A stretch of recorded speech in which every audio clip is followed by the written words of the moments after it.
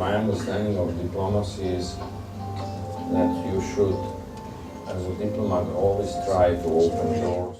Моето разбирање за дипломатите е секогаш да се обидуваат да отвараат врати, иако честопати тие се затворени. Понекогаш мора да отворите прозорци, но и ако тие се затворени, трета шанса ви е оджакот. Со насмевка вели Срџан Керим во документарецот Отварање на врати, кој фрва поглед зад вратите на Обединетите нации. Господине Керим, како гледате на улогата на Соединетите Американски држави во промовирање на мултилатерализмот, како еден од условите во рамки на Обединетите нации?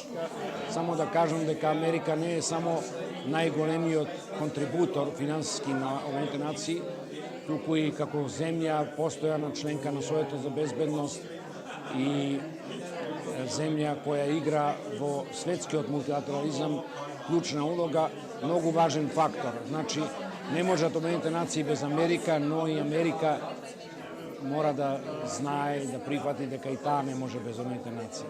Во повеќе наврати сте рекле дека нема големи и мали земји. Колку е тоа во реалноста, во рамки на Обединетите нации, остварливо? Да се подсетиме, Македонија беше иницијатор на една резолуција пред повеќе од 10, сега рече се ќе бидат 15 години, за соработката во Југоисточна Европа и безбедноста на Југоисточна Европа.